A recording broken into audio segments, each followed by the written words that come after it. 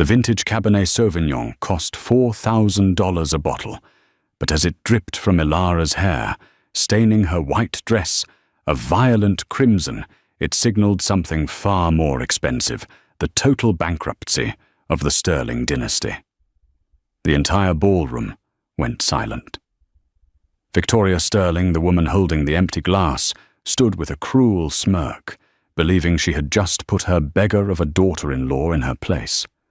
She had no idea that the beggar wiping wine from her eyes was actually the mysterious CEO of Vance Global, the very woman Victoria needed to sign an $800 million acquisition deal to save her family from a prison.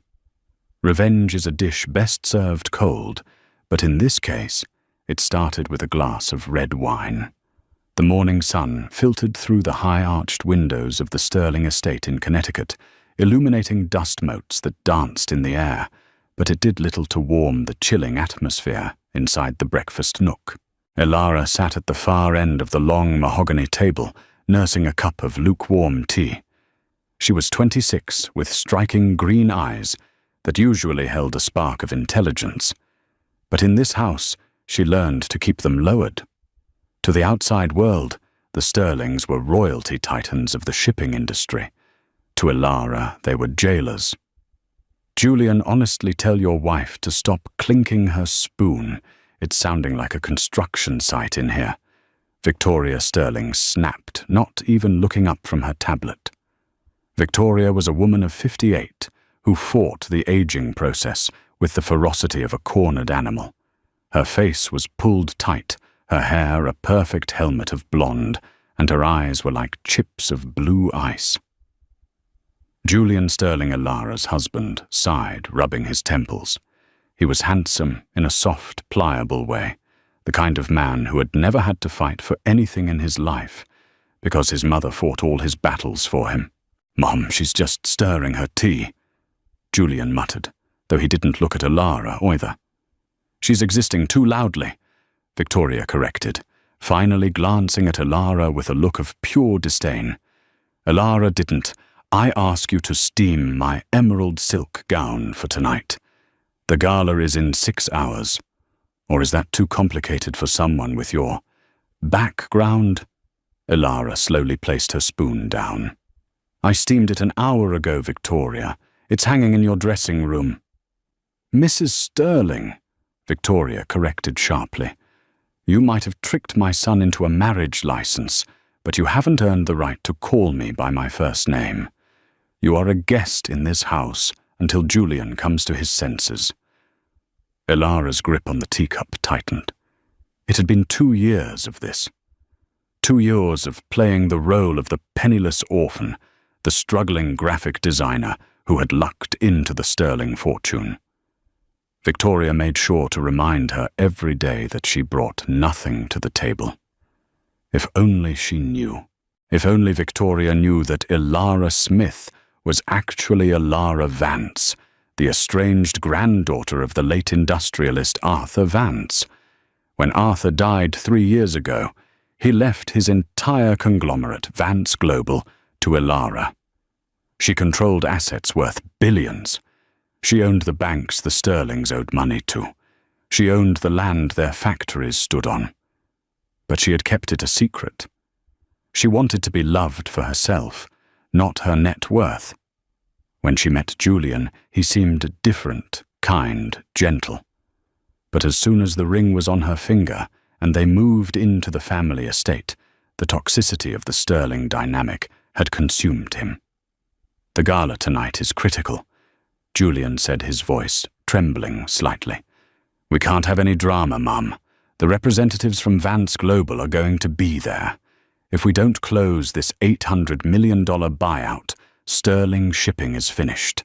The creditors are circling." Victoria waved a dismissive hand. "Don't be dramatic, Julian. I have it under control. I've heard this new CEO of Vance Global, this elusive figure nobody has ever seen, is a woman. And women can be manipulated. I'll charm the board, we'll sign the papers, and we'll be liquid again by Monday." Ilara took a sip of tea, to hide the small, dark smile playing on her lips. The elusive CEO is indeed a woman, she thought, and she is currently sitting at your table being told she exists too loudly. "Does Elara have to come?" Victoria asked, as if Elara wasn't sitting right there. "She looks like a frightened deer in headlights at these events. It's embarrassing. Tiffany Sinclair is back in town. She would be a much better accessory for you tonight, Julian." Julian flinched. Tiffany was his ex-fiancée, a woman with old money and a soul as black as Victoria's. "Elara is my wife, Mom. She comes." "Fine," Victoria huffed. "But she wears what I tell her to wear. I won't have her showing up in some polyester rag she bought at a thrift store, and she speaks only when spoken to. We need to project power, Julian. Success, not charity." Victoria stood up, her silk robe swishing around her ankles. She walked past Elara and, with a subtle, calculated movement, knocked her elbow against Elara's teacup. The cup tipped, spilling hot Earl Grey all over the table and onto Elara's jeans. "Oh, for heaven's sake!" Victoria shrieked, playing the victim instantly. "Look at what you've done. That's an antique tablecloth, hand-stitched in 1920. You clumsy, useless girl." "You knocked it over," Elara said calmly, standing up and grabbing a napkin. "Don't you dare lie to me," Victoria hissed, leaning in close, her perfume smelling of expensive lilies and malice. "Clean this up, now. And don't expect the maids to help you. You made the mess, you deal with it. It's about the only thing you're qualified for." Julian looked away, pretending to check his watch. "I have to get to the office. I'll see you both at the gala." He walked out. He left his wife dripping with hot tea on her knees, scrubbing the floor while his mother stood over her with a triumphant sneer. Elara wiped the floor, her movements mechanical, but inside the fire was rising. She had given Julian 2 years to grow a spine. She had given Victoria 2 years to show a shred of humanity. Time was up. As soon as Victoria left the room, Elara pulled a burner phone from her pocket, a sleek black device she kept hidden in the pantry. She dialed a number. "Ms. Vance," a deep voice answered on the first ring. It was Marcus, her chief operating officer and only confidant. "Is the paperwork ready for tonight?"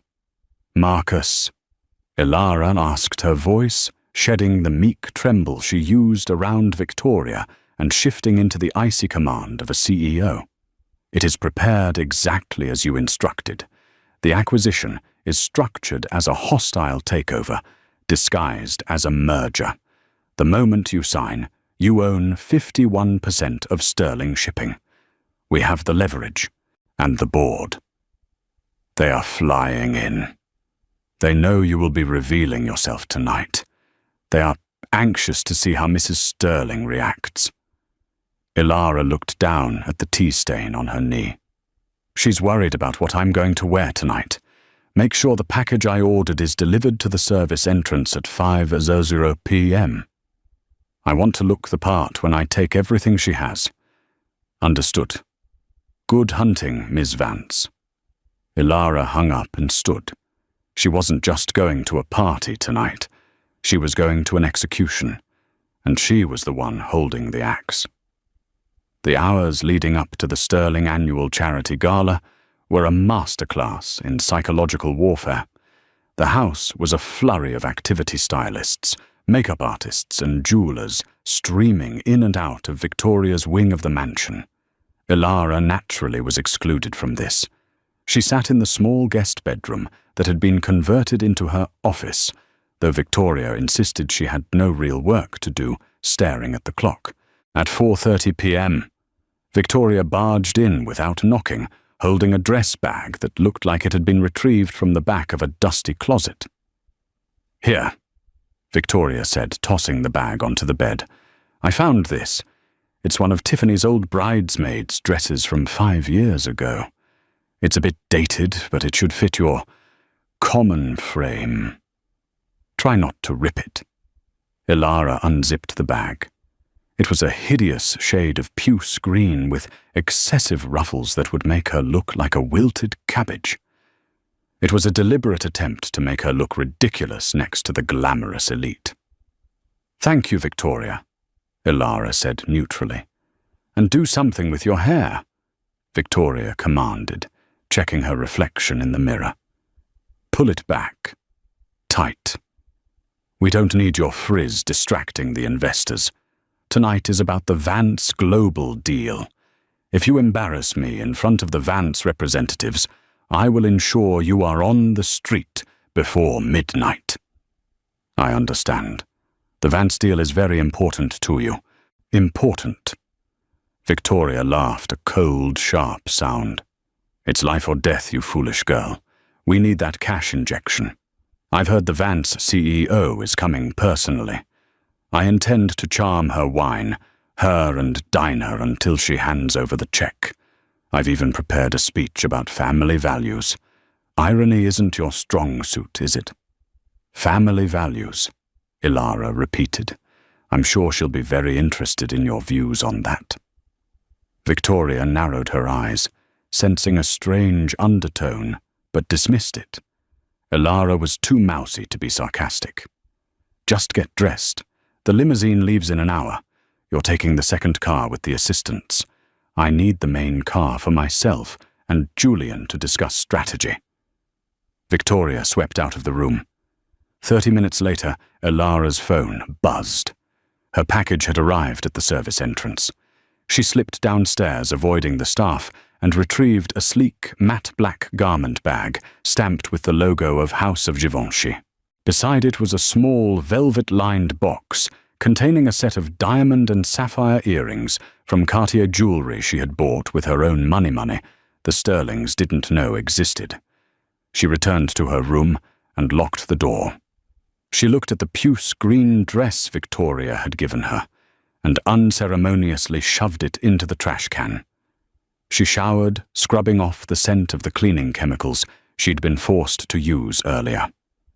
She dried her hair, letting the natural waves cascade down her back instead of pulling it into the severe bun Victoria had demanded. She applied her makeup bold sharp, accentuating her eyes. Then she stepped into the dress. It was a custom-made midnight blue velvet gown that hugged her figure like a second skin, with a slit up the left leg and an off-the-shoulder neckline that screamed elegance and power. It was the kind of dress that didn't just say money. It said old money. It said authority. She put on the sapphires. She looked in the mirror. The mouse was gone. The CEO was here. She heard the sound of the main limousine departing down the gravel driveway. Victoria and Julian had left without checking on her, assuming she would obediently put on the ugly green dress and follow in the staff car. Ilara picked up her phone. "Marcus, I'm ready." "The Rolls-Royce is waiting at the rear gate, Miss Vance," Marcus replied. "We'll arrive 10 minutes after them, just enough time for them to get comfortable." Ilara grabbed a long trench coat from her closet, a plain beige thing she had worn for years. She put it on over the gown, buttoning it all the way to her chin, completely hiding the luxury beneath. She slipped into a pair of worn-out flats, putting her diamond heels in a tote bag. She would enter as the mouse. She wanted Victoria to feel safe. She wanted Victoria to feel superior. Because the fall is always much harder when you're standing on a pedestal. The ride to the St. Regis Hotel where the gala was being held was smooth and silent. Ilara watched the city lights blur past. She thought about Julian. There was a time she hoped he would stand up for her, that he would choose her over his mother's toxicity. But today, when he left her cleaning the floor, that hope died. He was complicit. He was weak, and weakness in business and love was a liability. The car pulled up to the red carpet. Photographers were already flashing their bulbs. Ilara saw the Sterling limousine ahead of her. Victoria was stepping out, waving to the press draped in furs and diamonds, with Julian by her side looking like a prized poodle. And hanging on Julian's other arm was Tiffany Sinclair. Ilara's eyes narrowed. Victoria hadn't just invited the ex. She had brought her as Julian's date, relegating Ilara to the staff car, or so she thought. Ilara waited until they had moved inside. She directed her driver to the side entrance. "I'll go in the back way. I need to check in with the team before I make my entrance." She entered the hotel, slipping past the busy catering staff, who ignored the woman in the beige trench coat. She found the private suite reserved for Vance Global. Inside, 6 lawyers in 3-piece suits stood up immediately. Marcus, a tall man with silver hair and a face carved from granite, stepped forward.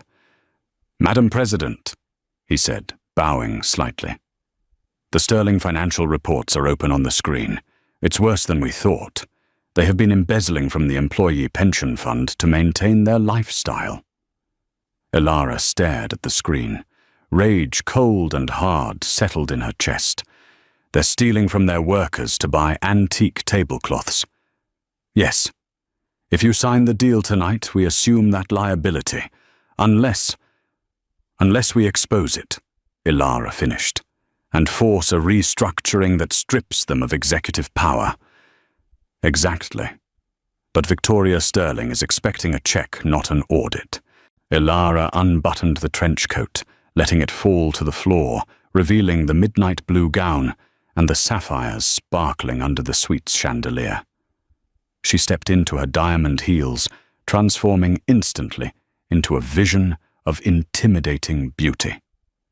"She's going to get neither," Ilara said, checking her reflection one last time. "She's going to get a lesson. The board is seated at table 1. The Sterlings are at table 2. They are expecting the CEO of Vance Global to arrive at 8:00 p.m. Ilara checked her watch. It was 7:45 p.m. "Let's go downstairs," she said. "But first I need to go say hello to my mother-in-law. I believe she's expecting a girl in a green dress." Ilara left the suite, walking toward the ballroom. The doors were guarded, but the security team saw the pin on her dress, the golden V crest of the event's main sponsor. They opened the doors wide. Music drifted out, a string quartet playing Mozart. The room was filled with the city's elite sipping champagne and gossiping. Ilara spotted them immediately. Table 2, center stage. Victoria was laughing loudly, holding a glass of wine, with Tiffany leaning seductively close to Julian. Ilara took a deep breath. She didn't head for the Vance Global table. She headed straight for Victoria. As she walked, heads turned. Not because they recognized her, they didn't. They turned because she radiated power. The dress, the walk, the jewels, she looked like a queen moving through a crowd of peasants. Victoria was mid-sentence, bragging to a senator's wife. "Oh yes, the Vance deal is practically done. The CEO is desperate to work with us." Then she saw Ilara. For a second, Victoria didn't recognize her. She saw a stunning woman in a blue gown and assumed it was a celebrity. But as Ilara got closer, recognition dawned, replaced immediately by confusion and then fury. Ilara stopped right in front of the table. "Good evening, Victoria." Julian, Ilara said, her voice smooth as silk. Victoria's jaw dropped. She looked at the expensive gown, the sapphires, the confidence. What? What are you wearing? Where did you get that I told you to wear the green dress?" "I decided it didn't suit me," Ilara smiled. "And I thought I should dress appropriately for the night I change my life." Tiffany sneered, looking Ilara up and down. "Rental? Or did you steal it from my closet too, like you stole Julian?" "Careful, Tiffany," Ilara said, her eyes flashing. "You might bite your tongue." Victoria stood up, her face turning red. This was her nightmare. Her mousy daughter-in-law was upstaging her at her own event. "You ungrateful little wretch. You are making a scene. Go to the back and sit with the secretaries, or so help me God, I will have security throw you out." "I don't think security will be doing that," Ilara said calmly.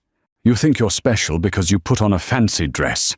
Victoria spat her voice, rising, drawing the attention of nearby tables. "You are nothing. You are a leech. You are here because I allow it. And right now I am revoking that allowance. Get out of my sight."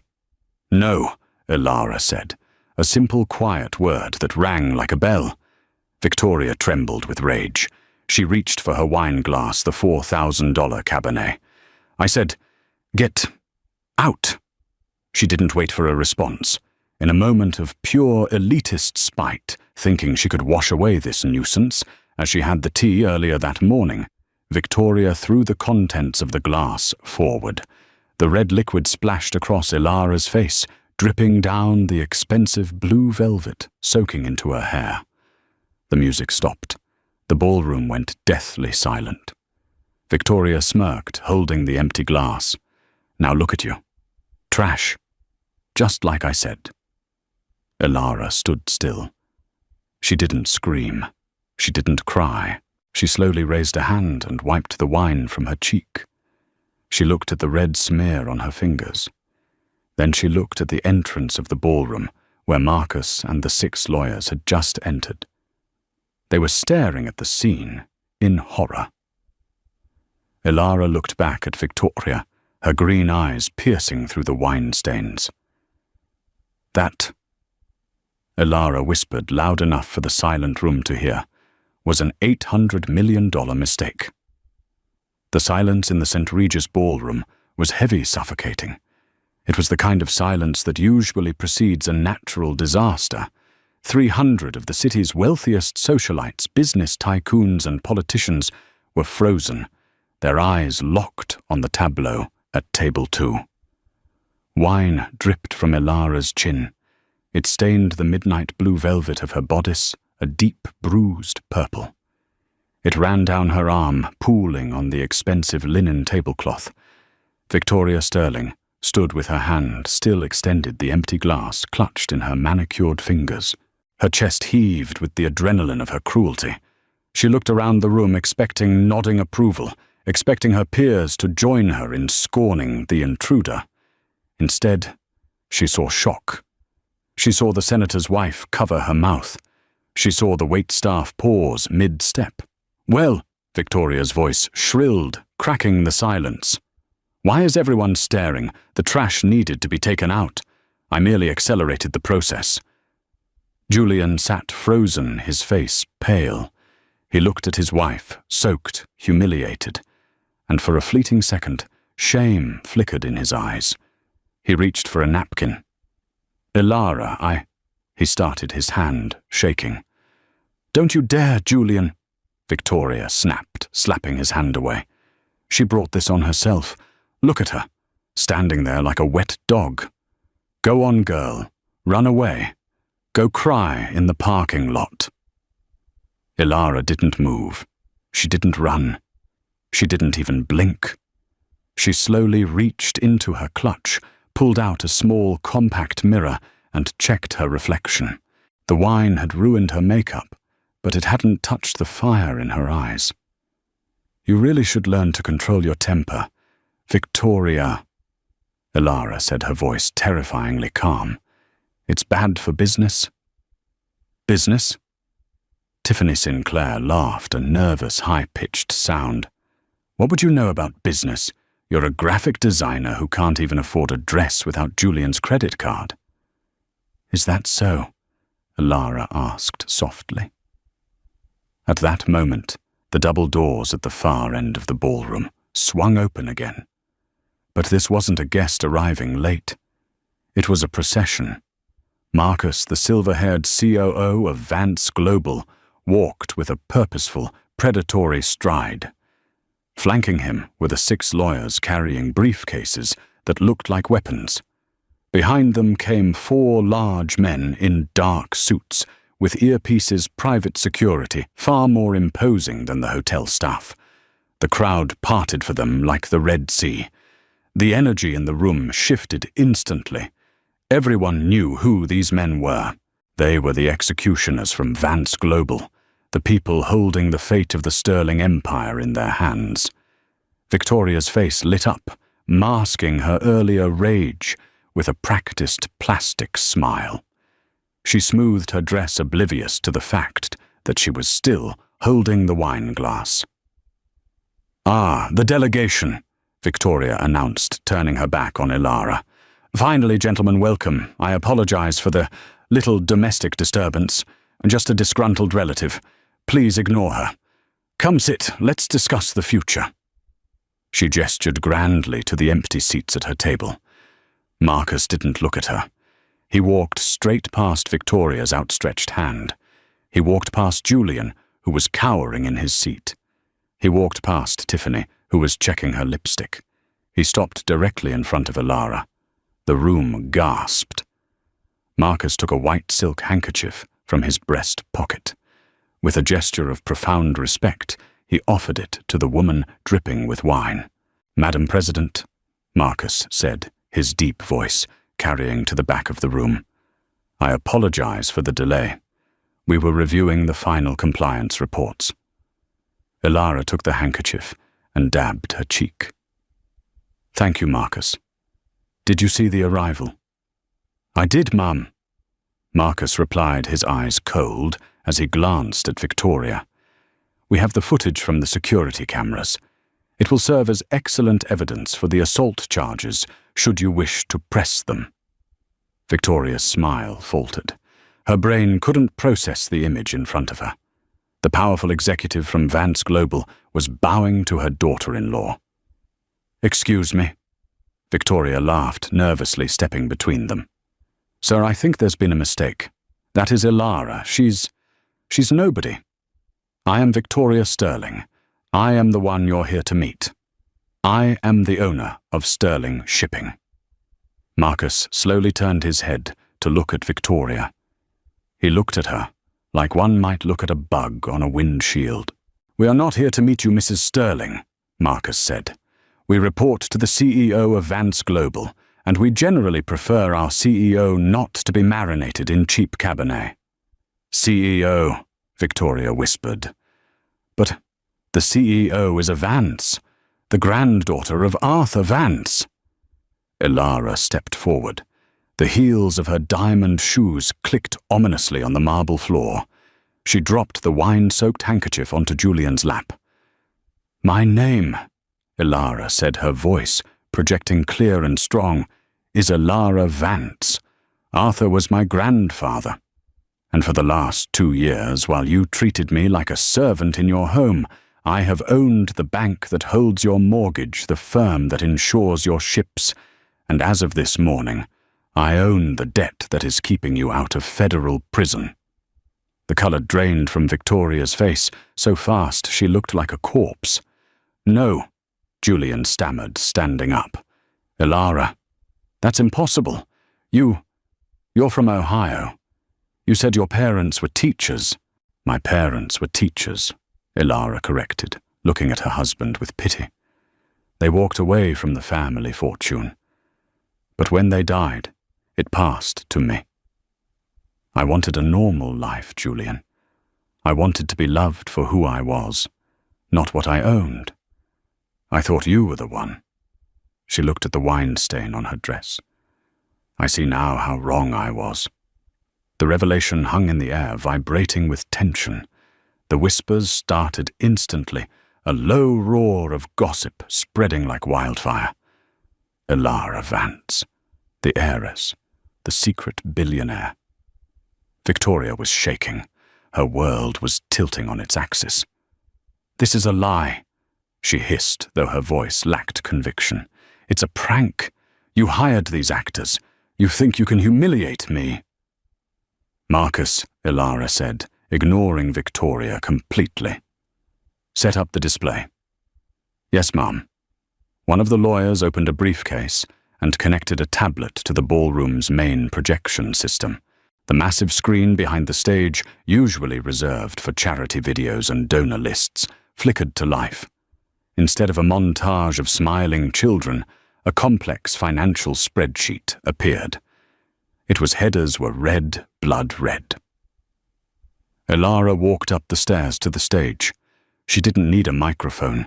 The acoustics of the room and the utter silence of the audience carried her voice.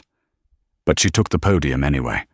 She gripped it with authority, the wine stain on her dress now looking less like a mark of shame and more like war paint.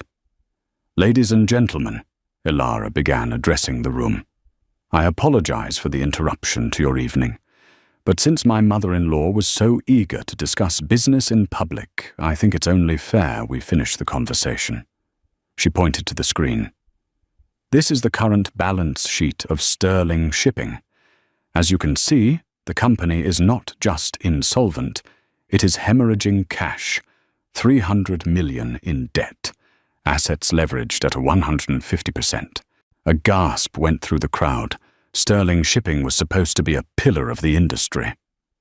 "Lies!" Victoria screamed from the floor. "Turn it off, security. Remove her." The hotel security did not move.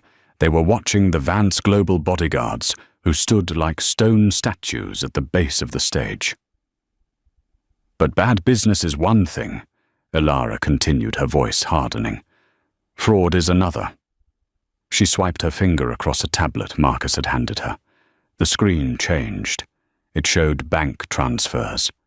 For the past 5 years, Victoria Sterling has been siphoning money from the company's employee pension fund to pay for her personal expenses. The jewelry you see on her neck tonight, paid for by the retirement savings of dock workers. The renovation of the estate stolen from the maintenance budget of the fleet. The crowd turned on Victoria. The elite of Connecticut could forgive bankruptcy, it happened, but stealing from the pension fund. That was white-collar crime that got people ostracized. That was dirty. "You have no proof," Victoria shrieked, looking around wildly for support. "Julian, do something, she's slandering us." Julian was staring at the screen, his mouth open. "Mum, is that true? The pension fund. You told me that account was a family trust." "Shut up, you idiot!" Victoria hissed at him. Elara looked down from the stage. "It's all true, Julian, and because I am the majority creditor, I ordered a forensic audit 3 months ago. The report was finalized this morning. That's why I was existing too loudly at breakfast. I was reading the evidence of your mother's crimes." Elara stepped out from behind the podium and walked to the edge of the stage, looking down at the table where she had been humiliated just minutes before. "You wanted to sign a deal tonight, Victoria. You wanted Vance Global to acquire Sterling Shipping for $800 million. Yes," Victoria said, her voice trembling, trying to regain some footing. "Yes, Elara. Look, we're family. We can work this out. If you buy the company, the debt goes away.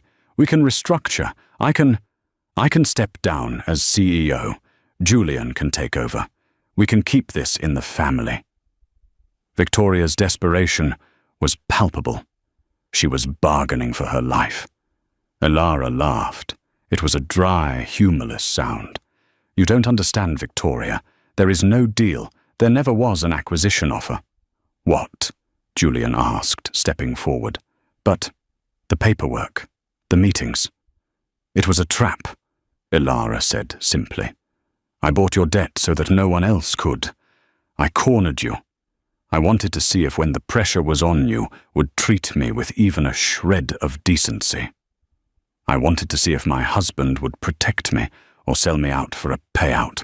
She looked at Julian, her eyes full of sorrow. "You failed, Julian. You failed spectacularly." Elara turned to Marcus. "Execute the default clause."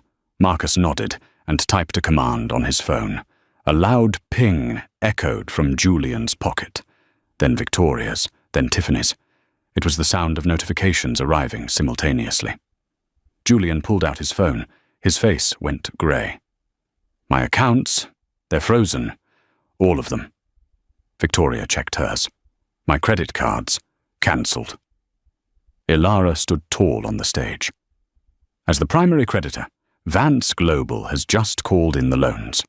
Since you cannot pay, we have initiated immediate seizure of assets. The Sterling estate is no longer yours. The cars outside are no longer yours. Even that wine you poured on me, Victoria. Technically, I paid for that too. The reality of the situation crashed down on the Sterling table. In a matter of 10 minutes, they had gone from royalty to destitute. Tiffany Sinclair, realizing the ship was sinking, tried to distance herself. She stood up, grabbing her clutch. Well, this is very tragic. But I really must be going. Julian, don't call me. She turned to leave her heels clicking fast on the marble. Not so fast, Tiffany, Ilara called out from the stage. Tiffany froze. Marcus, show slide 4, Ilara commanded. The screen changed again. It showed a series of emails. You think I didn't know? Ilara asked. You and Victoria have been plotting to get Julian to divorce me for 6 months. These emails detail how you planned to hide Julian's assets during the divorce proceedings, so I would get nothing. That's conspiracy to commit fraud. Tiffany turned pale. I was just joking. It was girl talk. The district attorney won't think it's funny, Ilara said. My legal team has already forwarded these to the authorities. You're an accessory, Tiffany. If I were you, I wouldn't leave town. Tiffany sank back into her chair, burying her face in her hands. Now it was just the Sterlings left to face the music. Victoria stripped of her dignity, and her money finally snapped. She lunged toward the stage, her face twisted in a snarl. You ungrateful little witch!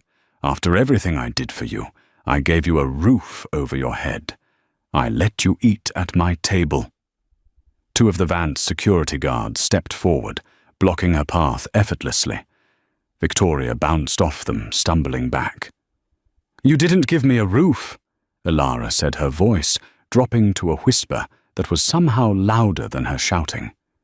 You gave me a cage, and I just bought the key. Ilara walked down the stairs, descending from the stage like a goddess of vengeance. She walked up to Julian.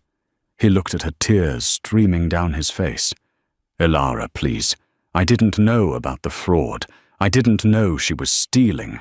You know I'm not like that. I love you. Do you? Ilara asked, tilting her head. Do you love me, Julian? Or do you love the idea of someone who waits on you? Someone who takes your mother's abuse so you don't have to... I was scared of her. Julian admitted, his voice breaking.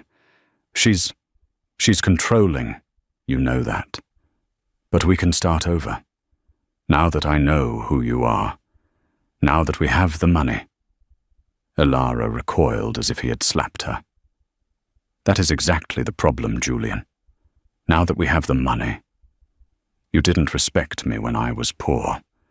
You don't get to love me now that I'm rich. She pulled off her wedding ring. It was a modest band. Julian hadn't bothered to buy her a diamond, claiming money was tight back then. She held it up. I want a divorce. No, Julian begged, falling to his knees. No, Ilara, please, I'll lose everything. You already have, she said, dropping the ring into his palm. Marcus, hand him the papers. Marcus stepped forward and slapped a thick envelope onto Julian's chest. You'll find the terms quite generous, Marcus said dryly. Ms. Vance is allowing you to keep your personal vehicle, a 2018 sedan, assuming you can make the payments. Victoria was sobbing now, a heap of emerald silk on the floor. Where will we go? You took the house. You took the accounts. Ilara looked down at her mother-in-law. She remembered the tea this morning. She remembered the green dress. She remembered the wine. I hear the Motel 6 on the highway has vacancies, Ilara said coldly. But you might have to steam your own clothes. Ilara turned around, her midnight blue dress swirling around her legs. Marcus, let's go. The air in here is stale. She began to walk away, the Vance team forming a phalanx around her. Wait! Victoria screamed. You can't do this. We are Sterlings. We are this city." Elara paused and looked back over her shoulder. "Not anymore," she said. "Now you're just cautionary tales." As Elara walked toward the exit, the police sirens began to wail in the distance, getting louder and louder. They weren't coming for a noise complaint.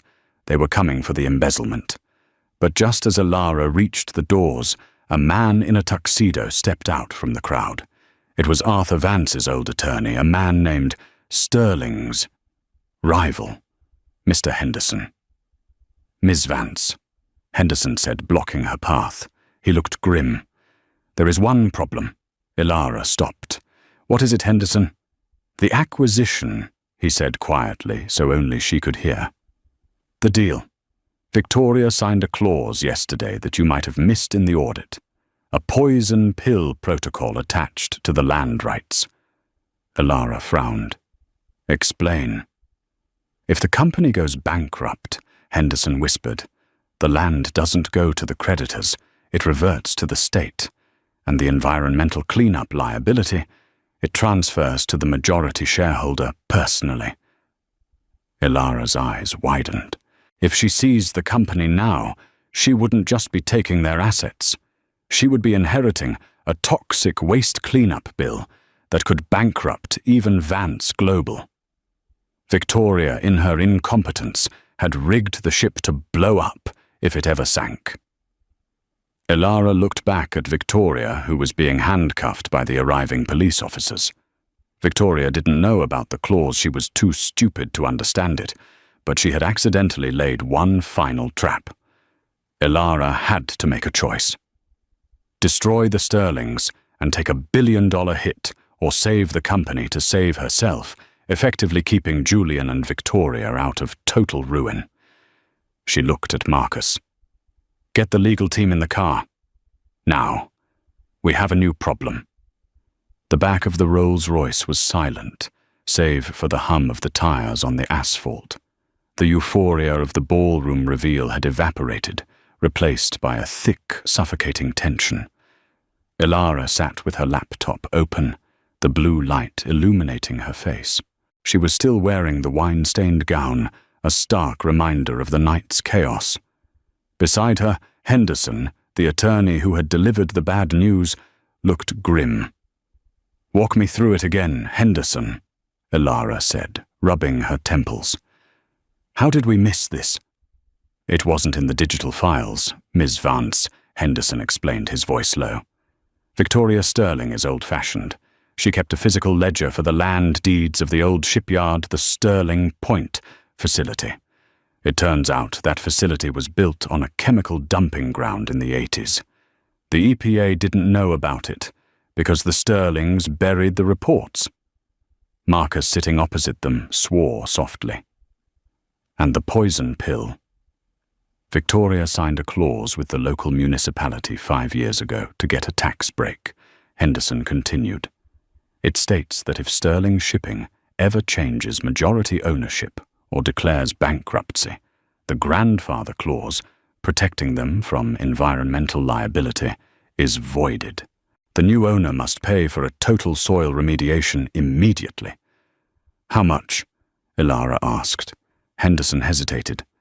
"Preliminary estimates, $2 billion. It would wipe out Vance Global's liquidity. It would ruin you, Elara." Elara stared out the window. The city lights blurred. She had won the battle, but she was about to lose the war. If she finalized the seizure of the Sterling assets tonight to punish Victoria, she would inherit a $2 billion debt. If she walked away, the Sterlings would keep their company, albeit a failing one, and Victoria would likely find a way to wriggle out of the fraud charges, claiming the pension theft was a clerical error. She needed a third option. "Where are they taking Victoria and Julian?" Elara asked. "The 12th Precinct," Marcus replied, "for questioning regarding the pension fraud, but without your testimony and the finalized forensic audit as part of a takeover, the DA might not have enough to hold them for long. They have expensive lawyers." Elara closed her laptop with a sharp snap. "Turn the car around." she commanded. "Ma'am?" the driver asked. "Take me to the precinct. I need to speak to my husband." The interrogation room was cold, smelling of stale coffee and fear. Julian Sterling sat at the metal table, his tuxedo jacket crumpled his tie loose. He looked like a child who had lost his mother in a supermarket. When the door opened and Elara walked in, he looked up with a glimmer of hope. "Elara." He scrambled up. "Thank God. You're here to drop the charges, right? You're here to bail me out." "Look, I told them I didn't know anything about the pension fund. That was all, Mom." Elara didn't sit. She stood by the door, the trench coat pulled tight around her again. "Sit down, Julian." He sat his hands trembling. "Elara, please. I love you. We can fix this. I know you're rich. Now that's amazing. We can go to Paris. We can finally buy that house in the Hamptons you liked." Elara looked at him with a mixture of pity and disgust. He was still trying to spend her money. He hadn't changed. "There is no we, Julian. I'm filing the divorce papers tomorrow. But right now, we have a business problem." She tossed a file onto the table. It was the deed to the Sterling Point shipyard. "Your mother hid the toxicity reports. If I take the company, I pay for the cleanup. I'm not going to do that." Julian blinked, confused. "So, you're letting us go? You're walking away?" "No," Elara said coldly.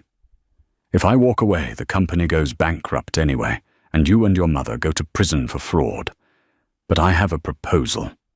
She leaned in, placing her hands on the table. "I know about the founder's share." Julian froze. His eyes widened. The founder's share was a secret stock class created by Julian's father. It held 10% of the voting power, but more importantly, it carried a specific immunity clause regarding the land deals separating the holder from the executive decisions of the CEO. Julian had inherited it when he turned 25, but Victoria had forbidden him from ever using it, terrified it would dilute her power.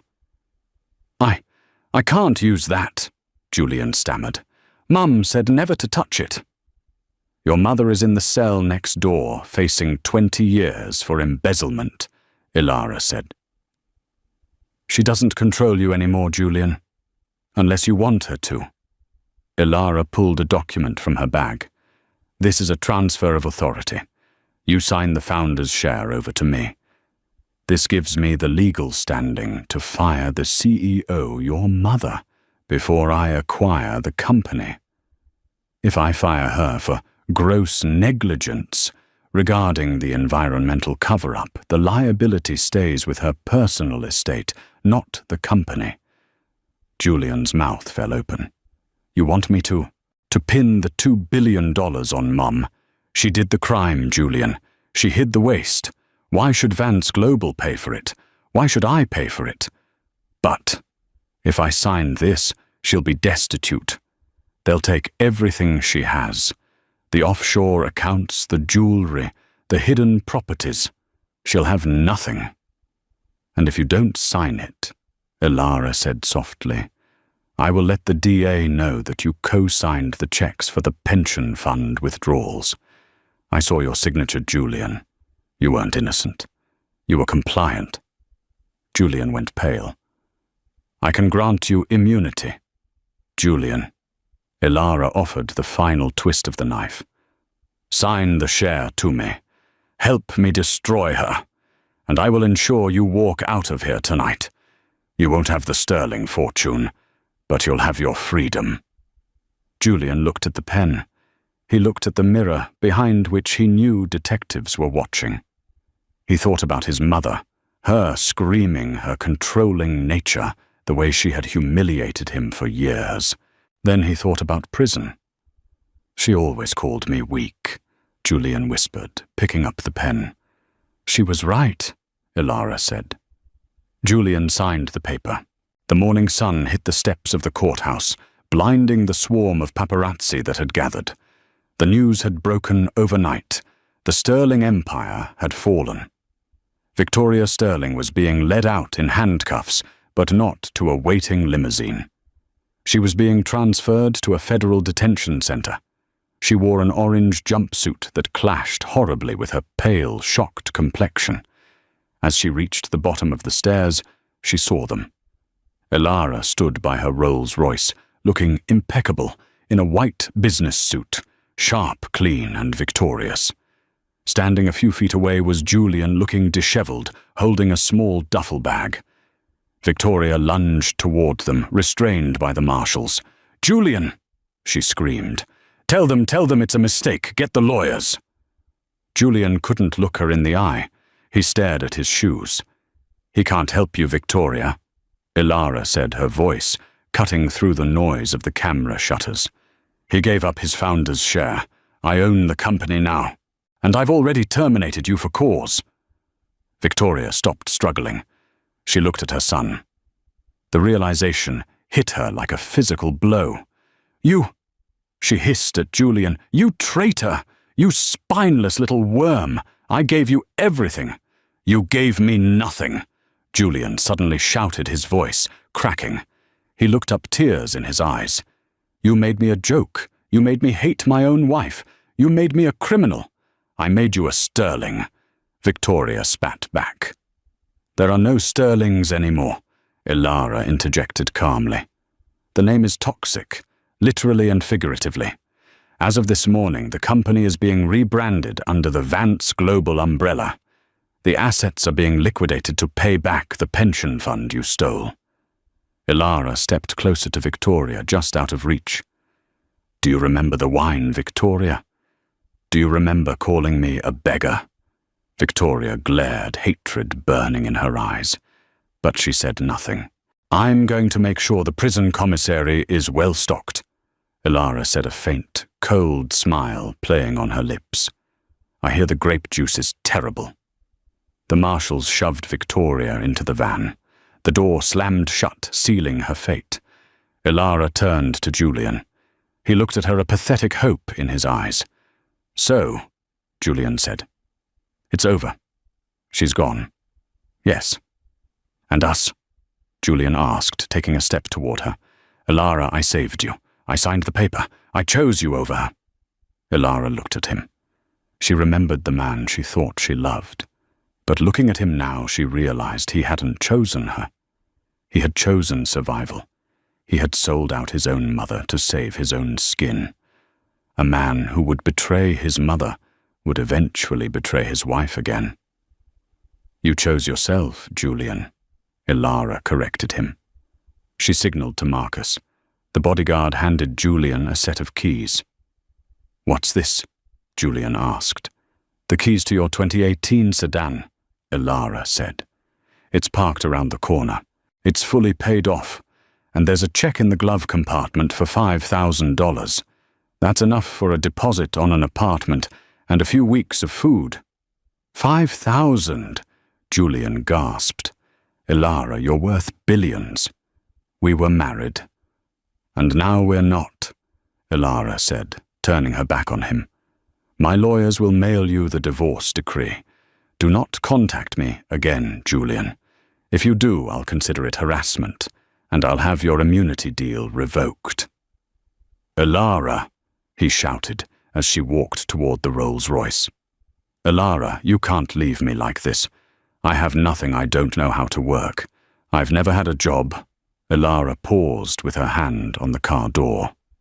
She looked back one last time. "Then I suggest you learn," she said. "I hear the cleaning staff at the St. Regis is hiring. You already know where the stains are."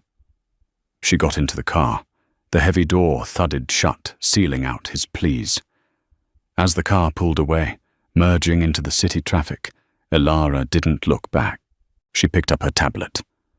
"Marcus," she said, her voice steady and clear. "Yes, Madam President. Initiate the rebranding and send a bonus to the staff at the Sterling estate. They were the only ones in that house who treated me with kindness. I want to make sure they're taken care of. Consider it done." Elara looked out the window at the skyline. She was alone, but for the first time in 2 years, she wasn't lonely. She was free. The wine stain was gone. The mouse was gone. The queen had returned to her throne. And that is how Elara Vance turned a glass of spilled wine into $1 billion empire. She proved that dignity isn't about what you wear or who your family is. It's about how you carry yourself when the world tries to tear you down. Victoria and Julian Sterling learned the hard way that when you treat people like dirt, eventually you get buried in it. It's a classic reminder. Be careful who you step on while climbing the ladder, because they might be the ones holding it up. What did you think of Julian's choice at the end? Did he deserve a second chance, or did Elara give him exactly what he deserved? I want to hear your thoughts in the comments below. Let's get a debate going. If you enjoyed this story of karma and justice, please crush that like button. It really helps the channel grow. And if you haven't already, hit subscribe and ring the notification bell so you never miss a new story. We drop new dramas every week. Thanks for watching, and remember, the best revenge is massive success. See you in the next video.